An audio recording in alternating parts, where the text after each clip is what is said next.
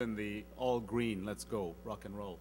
That was the longest 30 seconds, New Orleans style, right? Good afternoon, everyone. Or in my native language, I'd say Jambo. Let me hear you all together. Jambo. Jambo. Way to go. You now know Swahili. Welcome again to our Jurisdiction Showcase, a chance to hear from some of AMVA's members about the new and innovative programs and initiatives that are working for their home jurisdiction and how you might benefit from these ideas. My name is Feroz Mohammed. I'm the Director for Motor Vehicles for Service Alberta and a former member of the AMVA Board of Directors. Before we get started, I'd like to thank Dealer Track Registration and Titling Services, along with Hewlett-Packard for sponsoring our last networking break. And also I'd like to remind you that if you saw a presentation here in New Orleans that really sparked your interest and you want to get a better look, visit AMVA's workshop website and click on the downloads page. We've got pretty much all the presentations from the last 2 days for you to view there, and you can also find the registration list. As well, a number of jurisdictions submitted their best practices as well as what's hot in their home jurisdictions. You'll find all the information there. I'd like to now introduce you to our panelists. David Burhop, the Chief Information Officer with the Virginia Department of Motor Vehicles. Dave is a member of AMVA's Vehicle Standing Committee and the chair of the newly formed EID Working Committee. Then we have Julie Baker, the Bureau of Issuance Oversight with the Florida Department of Highway Safety and Motor Vehicles. We then have Greg Poston, the IT Manager with the South Carolina DMV, followed by Shamim Khan, Deputy Director of the Licensing Operation Division with the California Department of Motor Vehicles. And rounding out our panel is John Kuo, Administrator of the Maryland MVA and a member of the AMVA's Board of Directors. Thank you all for joining us. All right, we're going to get started now. Dave?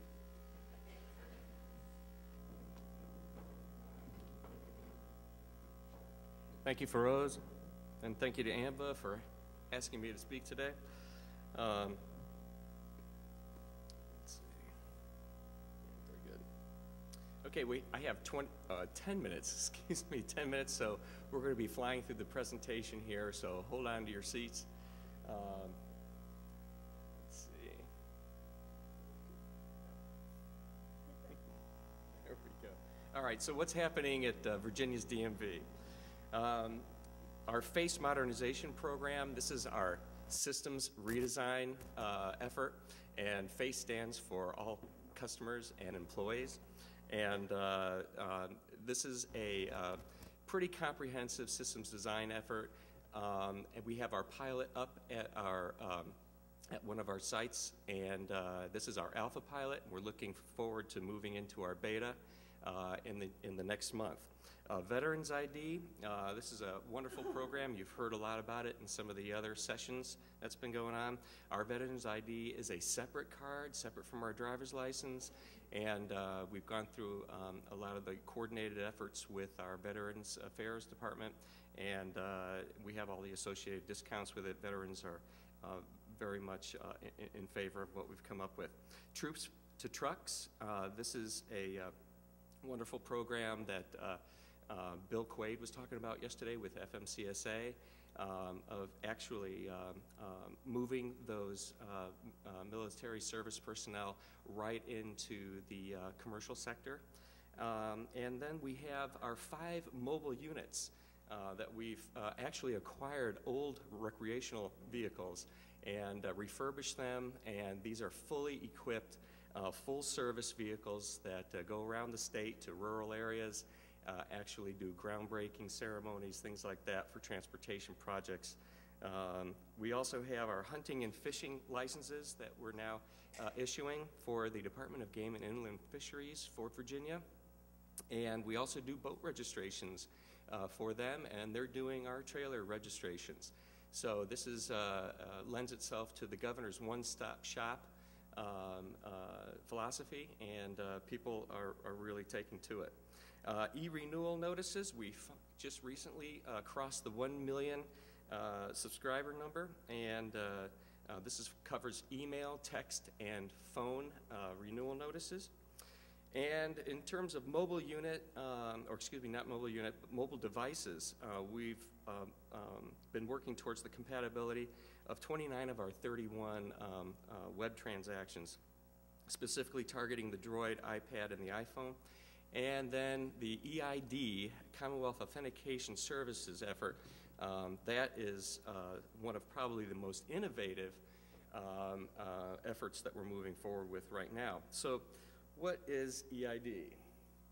EID, actually, it's a brand new work group that AMVA's put together, and it's a virtual high assurance credential. So if you think of your driver's license, it's a physical credential. How can we get that into the virtual world? Just came from an e-titling, writing the e-title wave session. And I think the gentleman, David Sparks from NHTSA, he said, you know, if you had something that was along the lines of an EID, perhaps you could move this into that arena of casual sales and cyberspace identity. So this is exactly what we're trying to move towards, providing a safe and secure means for public and private organizations to conduct that electronic commerce. You know, if you came here to New Orleans and you rented a car, you understand you had a license, perhaps you can rent a car without even seeing the attendant by using an EID. It involves identity proofers and credential issuers and relying parties. Identity proofers would be like AMVA and the jurisdictions, and then the credential issuers would be private sector folks like retailers, also banks, and perhaps social media firms very interested in this. And then the methodology and technology is focused on privacy, and we're especially looking towards the national strategy for trusted identities in cyberspace called NSTIC to make sure that any of this data is non-linkable, non-traceable, and fully disclosable to an individual. And it's also a very logical fit for AMVA and the jurisdictions. They have their DL and data verification system that they're putting together, and there's a potentially significant revenue stream for jurisdictions. Okay. So the Commonwealth Authentication Services, in a nutshell, this is what Virginia is trying to do in regards to eliminating the duplication amongst all of our agencies in regards to authentication. Many agencies do their own types of authentication, but when you boil down to it, it's pretty much the same thing. So we're trying to bring all that together through one system, CAS, one database, matching DMV data to our pilot sister agency, agency, social services, to come up with a golden record that we can use for authentication matching. Now, we're looking to reduce fraud and abuse in the delivery of healthcare services. This is where we're getting our funding for this system. And actually, we are probably on schedule for operational implementation come a year from now.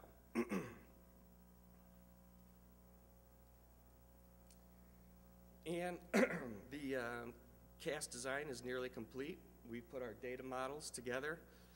This has been quite a challenge, especially with Social Security numbers, so I think we're going to go with a model that includes the last 4 digits of the Social Security number in addition to other attributes about an individual. Governance models have also been developed, so this handles when an address changes. I'm losing my voice. Hang on a second. When an address changes, who's exactly responsible for changing that, and also who's the owner of the data, et cetera. Data sharing issues, they've been identified and resolved. We've been doing a lot of work with our Attorney General's office. And also chargeback models. This is going to be an internal service fund, self-sustained model. So it's an enterprise application, so to speak, and we have to make sure that the agencies who were performing identity on their own are now able to use that money that was supporting those costs into this one central internal service fund. And all of this is being initiated with what we call a master data management database. And we changed the name from master data management because master seems so, big brother-ish to enterprise data management.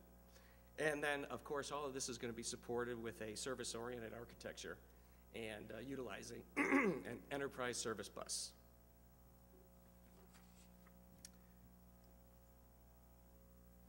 And that's it. All right.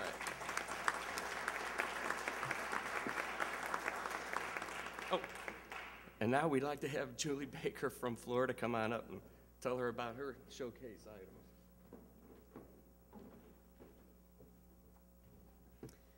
Good afternoon. Actually, I'm just showcasing one of many projects we had going on at the Florida Department of Highway Safety and Motor Vehicles. My name's Julie Baker. I'm a bureau chief over our new Bureau of Issuance Oversight. Last year, during our legislative session, the Florida legislature passed a law requiring that we put a V on our driver's licenses to designate an honorably discharged veteran. Where's the clicker? Sorry about that. Am I pushing the right thing? There we go. Okay, sorry about that. Again, one of the many things we can do with our driver licenses in Florida, we've got another project going on even expanding it further, but this was legislatively mandated. The Florida Department of Veterans Affairs, along with our agency, supported it and worked together to get this passed. And the law read that a capital V shall be exhibited on the driver license of a veteran upon the payment of an additional $1 fee for the license and the presentation of a copy of the person's DD Form 214 issued by the United States Department of Defense. So the law went into effect, and in July 2011, we were able to issue our first identity credential with the V on it. During our first month, we issued about 5,700 of these designations. July through March 2012, we've issued over 35,000 veteran designations. One of the things we found, while the law requires a $1 fee, it's not quite so simple. They can't walk into an office, pay $1, and get a new driver's license issued to them with the V. They still have to pay for either the renewal or the duplicate identification card or driver's license. If they're not Real ID compliant, at that point they have to show us all their documentation. So it wasn't as simple as it came out. We, in our communication efforts, tried to make that clear, but a lot of media outlets put out there, and a lot of veterans are under the assumption they walk in with their dollar bill and get a new driver's license. So if your state goes through that, you might want to take a little extra precautions and steps in making sure that's communicated well. Here's a look at our new driver's license with the V designation. You can see it's there at the right hand with the blue V on it. Steps to implement. We worked with our vendor, got the programming on there. We were able to work with our vendor under our allotted programming hours, so there was no additional charge to the state for this. We implemented training and new procedures and policies for our folks throughout the state to be able to issue these to eligible veterans. Our public information campaign and press release all went out as well. Again, while we really tried to push the requirements, a lot of veterans just heard $1 and came on in, and so we had to deal with a few unhappy customers, but we've tightened that up a little bit. Our process is pretty easy. The veteran presents their proof of honorable discharge.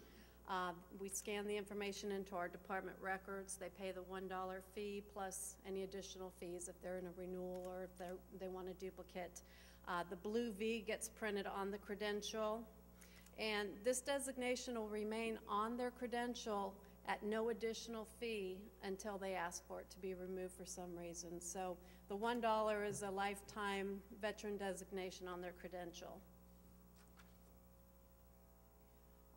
Benefits to holders, these continue to grow. The Florida Department of Veterans Affairs is working hard on these. Right now, they get free meals at participating restaurants on holidays such as Veterans Day and the 4th of July. 10% off at Lowe's and Home Depot, and just this week we found out Wendy's is also giving them a 10% discount. Other retailers are coming on board. Right now in Florida, we have approximately 1.6 million veterans, so as these folks come in to renew their licenses, we can expect, right now we're at 35,000, we expect that number to grow significantly. I'm not going to go through this list, but one of the things we found is our law required the DD 214. What we found is a lot of veterans were discharged before that form came available. So we expanded our list, trying to allow any eligible veteran to get this. So this is what we came up with working with our Department of Veterans Affairs.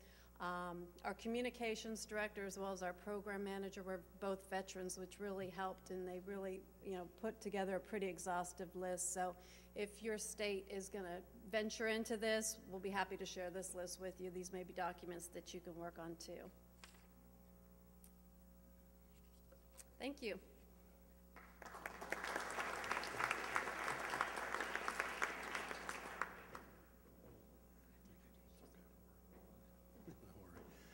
Hello, everyone. My name is Gregory Poston. I'm an IT manager with the South Carolina Department of Motor Vehicles. And my purpose of being here today is to talk with you about what is near and dear to, I think, all of our hearts, which is customer service. And let's see. First thing we have is just a little, we are always in the news, we're always in the press. You may have seen recent commercials, but here's just a clip real quick. The lady at the first segment is saying, "I love looking at the stars." She then says, "It looks like, it's like looking into eternity." And the gentleman thinks for a moment, then he comes back and he says, "Of course, the same thing can be said in relation to the lines of the DMV." So I know we all have a need to try to reduce our lines and our wait times at the DMV. So one of the things that we did, and I was asked to get involved with a little while ago, were these three items that we wanted to address. Increases in our wait times and service times. We had our management of those times was more reactive than it was anything else, because we were being told after the fact, and it's a little late, a day or two later, to find out that your wait times were terrible in this one office. Can't really react to it at that point. And we then also had inefficient communication, in that when a decision was made, it was difficult to get it out to those offices, and it was difficult to get it enacted. So we really were just struggling. So one of the things that I was asked to do was to take a look at what we could do with these wait times and service times. So the first thing that I did was I went out to all of our field administration and to our field managers, and I talked with them about what we really needed. And what we had done is we had a queuing system that was based upon the fact of just take a ticket and get to the counter, and that's all it was based on. I found out in discussions that we needed something to do a lot more. So one of the things that I did is I gathered these requirements, and then I looked for a system that would meet those needs. And the system that I found was a system called QFlow. And this system provided not just what our needs were, but also provided some additional functionality that we found that we could make use of to help us get much better with our customer service. The other goal that I had on this project is that we have 67 offices, and I wanted to make sure that this product that we were going to put in, this system we were going to install, was going to be installed in all the offices. It wasn't good enough to only have it in a third or a half or even 2/3. I wanted it in all of our offices so that we could get all of our statistics would be identical. We could get all the statistics from every office. This would also help increase our customer service effectiveness by empowering our office managers to get from behind the back office, from their offices, out onto the counters and out into the lobby so that they could focus on our customers themselves. Then we looked at the customer service management, which I had stated was reactive, And now we wanted to make that proactive. And we've done that by having a system that allows us to view our customer service activities on all organizational levels. Before, the queuing product was based upon each one was a separate entity in each office. Now we have a product that allows us to see not only each office, but also by region, and then even across our entire enterprise. So that allows us then to capture and analyze service trends, so not just a service trend within an office, but a service trend among a region or across our state, and also identify peak service times. Also, it provides the management access to live customer service data via the internet from any workstation and location. For an example, I just implemented a system in one of our offices in the Low Country down in Hilton Head, and I did that on Monday, and I came here on Tuesday, and I was able on Tuesday to monitor how they were doing, to monitor and make sure that the system was active, that it was working, and that the folks were using it properly.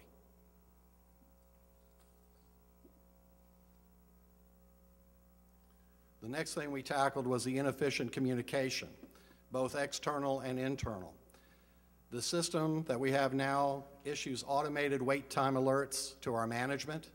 This keeps our managers from having to go back in the back room and email, keeps them out on that floor, keeps them out servicing the customers.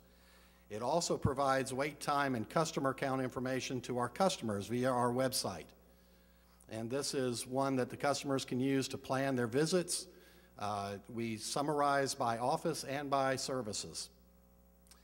And also it creates a roadmap for each customer visit. This allows us to know, allows us to better our problem management, so that if a customer calls us up with an issue or a complaint, we now can go out to that particular visit, see exactly what time they arrived, how long they waited, who served them, how long they were serviced, and exactly almost everything that dealt with that visit. Also, our managers and our clerks can also put comments on the system to give more information should there have been a problem with that particular customer.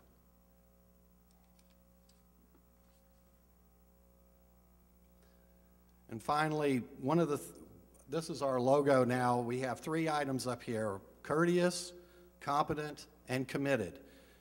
And with this, in relation to our customer service, we're courteous because this system allows us, through the use of scanning the driver's license when customers arrive, we're able to capture their name and their driver's license information in this queuing system, so that when their ticket is called to the counter, we don't greet them by saying, "Oh, how are you, sir?" or "What do you need?" We can now say, "Ms. Jones, how are you? It's a pleasure to see you today."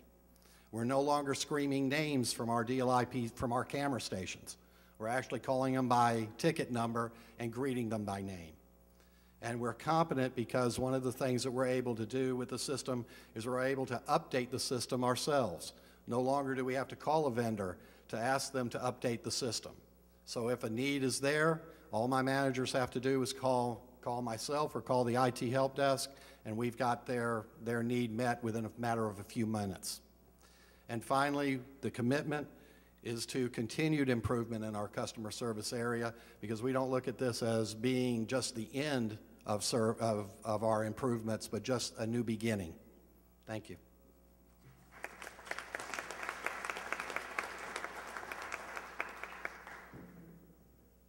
Good afternoon. My name's Mimi Khan, and I'm the Deputy Director for Licensing with the California Department of Motor Vehicles. And California, like my fellow panelists and every DMV out there, continues to strive on how do we improve customer service. That's a never-ending goal that each of us have.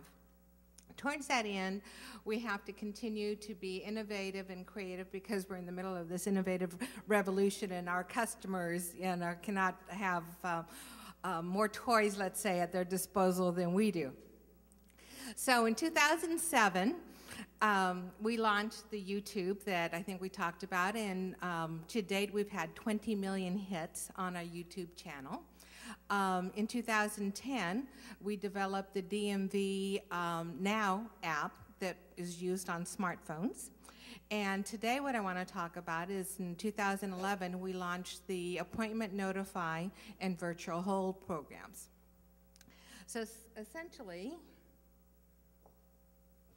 here it is. Oh, either way I think works. Appointment Notify is we'll call you back. We launched this program in April of 2011.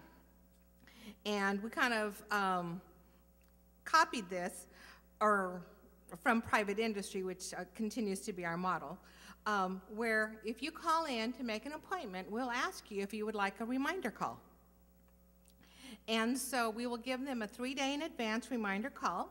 We'll tell them, we'll remind them of the date that their appointment is, the time and the type of appointment, and the field office that their appointment is with so that they don't end up in another field office. This is available to all of our customers, and we have about 9,000 notifies dailies that we make with about 90% success rate. We will leave a message if the person isn't there, and 90% of our calls, are successful either with a person or with a little answering machine. We also have our virtual hold program that we established or launched back in June of 2011. And essentially what this is a customer callback option. And again, taking off from private industry, if you get in the queue, and we will give you an option if the wait is more than 5 minutes. If your wait is less than 5 minutes, we'll just keep you. But in order to deal with the 15 to an hour wait on our phone lines, you can opt out and say, we'll call you back, we'll keep you in the queue, we'll call you back when you're about to get an agent, or you can stay online and wait that whole time. Most of them are opting out. And for that, we have 19,000 daily people use that feature to opt out, and then we end up calling them within 15 to 60 minutes of the time that we have actually promised them or when they got online. And did I push that? There. If we can push the video, if that works.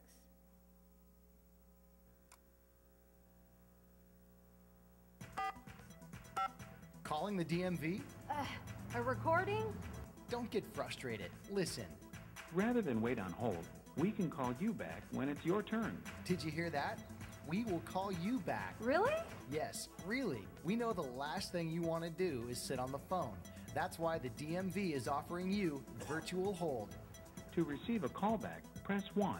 If you choose this option, the system saves your place in sort of a virtual line.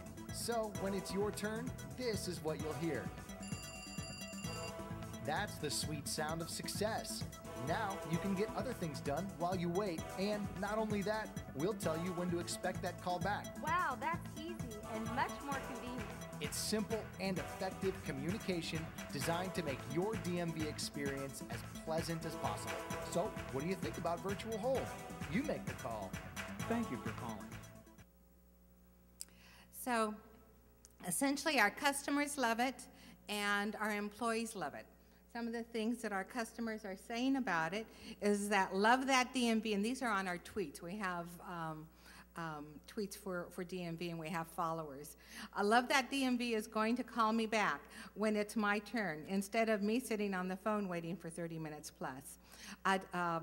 DMV has a virtual hold option.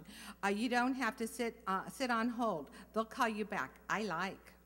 And thanks to the DMV for reaching out and calling me about my inquiry. It beats waiting on the lines for over 30 minutes. I'm satisfied. For our employees, they have found that the talk time has gone down because when the customer comes online, they are not frustrated, they are not complaining that they've been waiting on the phone for an hour or so on and so forth. They say thank you. They appreciated the ability to not have to be on hold and continue to resolve their business. So we've even seen a decrease in the talk time on our telephones. So with that, thank you very much. And I will introduce John.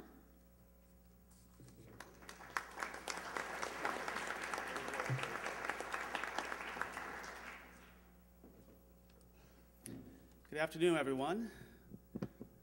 We're all in New Orleans, and you're all here listening to our showcase. And I'm literally the last presenter for the entire workshop, so I've got a tough job. I've got to finish on time. I know Sheila's got the cue cards, and Sheila, I've been with the AMVA community for about 10 years now, and this is the first time I get to present something fun. So I'm going to take all 10 minutes. So here we go. Where's the thing at?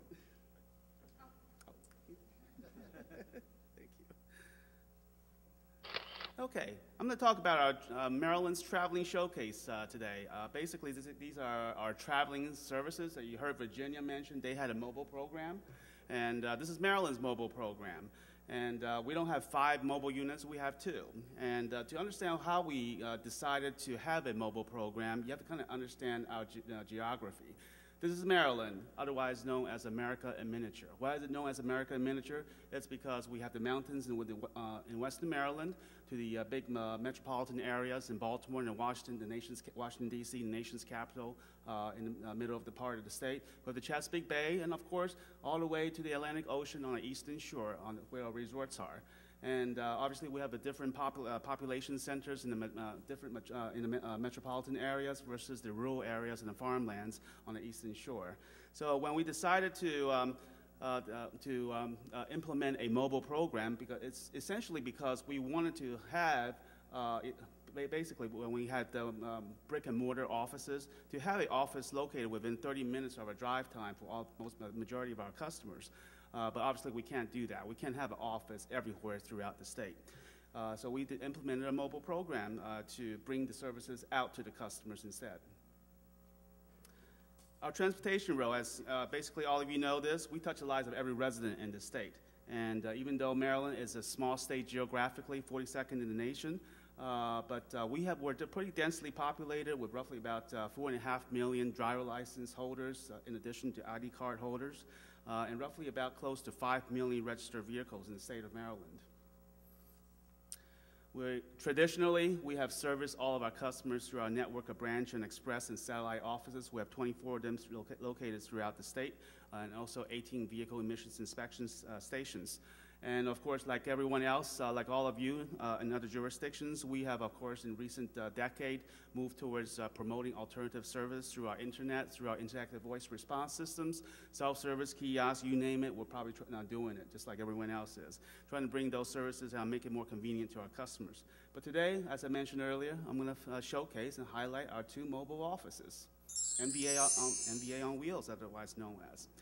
Originally launched back in the late 90s, in August of 1997, we basically borrowed a old Maryland transit bus from our sister agency, the Maryland Transit Administration, and basically gutted it out and basically renovated it and put full-scale workstations on board this renovated bus, and obviously we repainted it.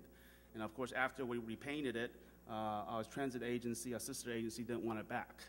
And just said, what did you do to it? So we just made it basically a partnership with our MTA sister agency. And basically this older version of our mobile program now goes out to our mountain regions, to our Department of Corrections, and issues ID cards to release inmates to our correctional system. And this is part of our governor's initiative to make sure that our released inmates have IDs, because as you know, that's what enables them to get jobs as they get reacclimated into society. Mobile office basically serves as our goodwill ambassador. As I mentioned earlier, it brings a full range of MVA services to our customers. It visits everything from our mountain regions to the eastern shore where our resorts are. We also service military installations as well as the senior communities and bring the services out to them. And also can serve as an emergency command vehicles as needed as a result of disasters that hit the state, whether it be a tornado, hurricane, or natural disasters. This mobile command bus can go out to that particular area that's been hit by the disaster and help to basically issue driver licenses and or ID cards on an as-needed basis.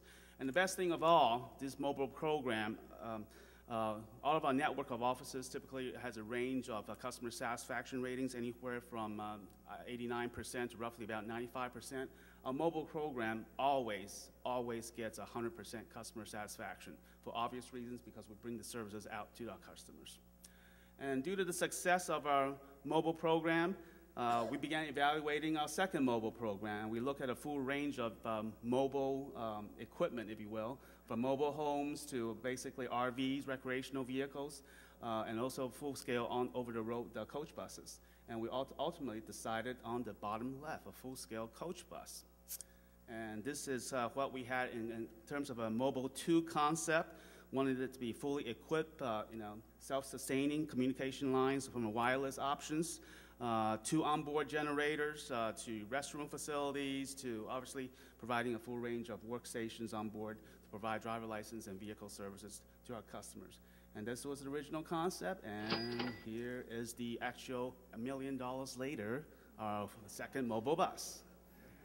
And you can see it looks very much like the original concept. And this is just additional photographs of the Mobile 2. You can see on the upper right-hand picture that there's an automatic awning that actually comes out automatically, in addition to the staircase to allow customers. And there's also a ramp to facilitate the individuals that are disabled to be able to get aboard the bus. And the two pictures on the bottom are basically interior pictures of our full-scale workstations that are on board. Services provided on the mobile bus and has basically a full range of MVA services, from vehicle registration to driver license renewals, ID cards, voter registration, organ donation. Once again, it's to highlight 100% customer satisfaction, always, everywhere it goes, throughout the entire state. And due to the success of our program, this is our next project. Not. Thank you.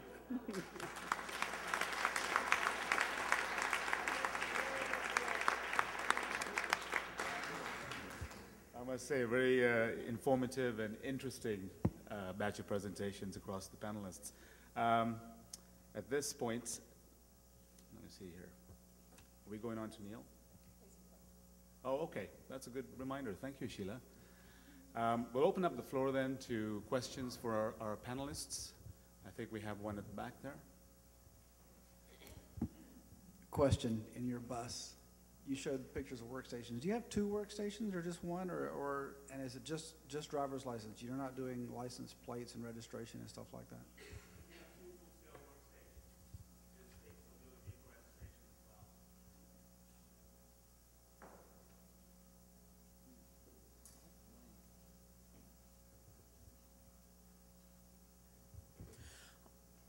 This is Kansas. I think you were talking about, it was California that was talking about CDLs with the appointments. We're having a problem with, they schedule their CDL exams, but then they call an hour before to say they can't get their vehicle. Do you have a service charge like doctor's appointments do if you cancel your appointment? Or how are you handling those cancellations?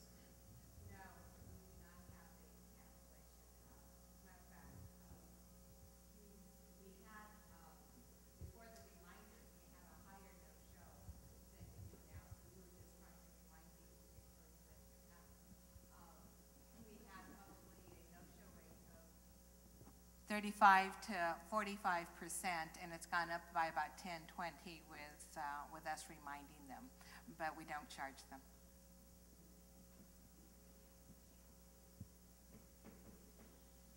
Any more questions on the floor up here in front?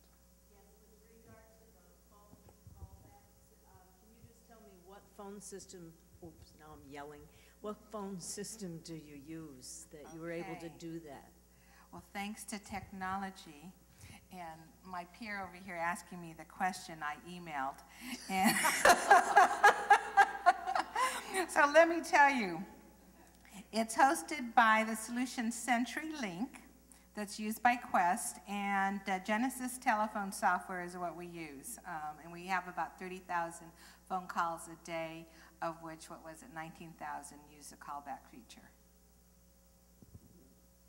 I know California is a pretty big state, but what size of, when you say the agents call back, what size of call center are you operating at the state of California? Oh, huge. We probably we handle 6.5 million phone calls a year, and that's just our general telephone center. We have specialized telephone centers for like DUIs and IIDs and in registration. So the subject matter phone centers are separate. We probably have about 500 employees throughout the state.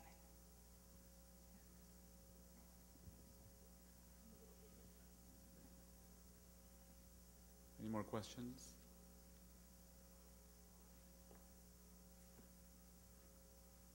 Going once?